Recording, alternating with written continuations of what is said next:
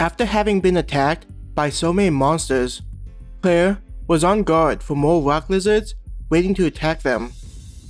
Her eyes stared at every cluster of rock. Each one made her think that they'd once again have to fight for their lives. Due to the attack by so many of the monsters, instead of going through the process of alerting the other side, they focused on just firing when the cluster had a suspicious feel to it. Several blasts fired on some rocks, though there was no reaction. Claire breathed in relief at her attack not uncovering dozens of monsters. Make sure you're also looking out for other monsters, Abby reminded her. Just because we've only encountered one species, it doesn't mean the other ones won't appear.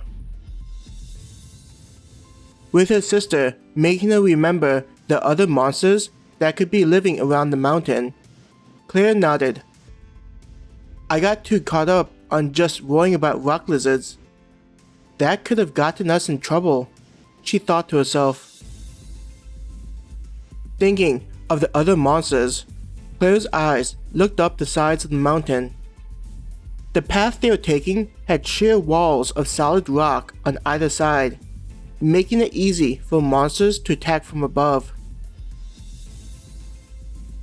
Do you think those monsters will jump down? Hannah asked Abby as she looked up the sheer walls. When the gaze lowered back to level they were walking on, she fired several shots at some rocks. Abby shrugged, unsure about such a tactic being used. Can the monsters jump down from the tops of those walls? She asked the Catwoman. The worker looked towards the top of the wall on the left. Some of them could throw rocks, but usually not big enough to do much damage. The heavier ones will fall short, unable to reach the path. She thought for a moment before saying, the many legs could climb down the walls, but those tend to prefer dark areas and usually stick to caves. Staring at the top of the wall on her side, Claire tried to imagine boulders and rocks raining down on top of them, but she felt better knowing the ones that could kill them were too heavy to be effective as an attack. It's really true what Abby said, how we need to pay attention to everything that's happening to look out for new threats. If we only pay attention to the ones we'd already seen, then things could go south pretty quickly. Claire thought as she tried to alternate between checking out for threats from above and the ones between the large rocks. Hearing what they said, Mindy joined in on the discussion. If you don't mind, we could pay attention to dangers from above. I feel like we're not pulling our weight. The new adventurers were following behind the cart, considering it was filled to the top with rock lizards. The expressions looked better compared to after just finishing the fight with the monsters. When Claire looked at them, she noticed that the adventurers appeared somewhat awkward and out of place. It's like the new kids who don't know how to socialize with others.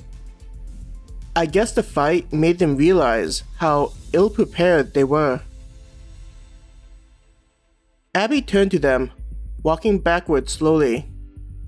Instead of just focusing on the top, I think it'll be a good experience to help develop your skills in spotting rock lizards. Why don't you split your group, alternating every now and then between who's going to focus on possible attacks from above and the ones on our level. She gave a gentle smile, likely having similar thoughts as Claire regarding the new adventurers. Hearing Abby's suggestion, Mindy and the group brightened. Claire was successful at not giggling at how Mindy and her people reacted to Abby's suggestion. It was as though they were grateful for the opportunity to be helpful instead of just leeching off of them. Mindy immediately talked to each of her teammates, dividing them into separate groups.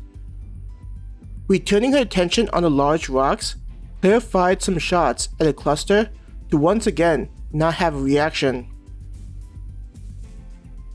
Thinking how there would be more attentive looks, making sure there wasn't anything dangerous, made Claire see things differently.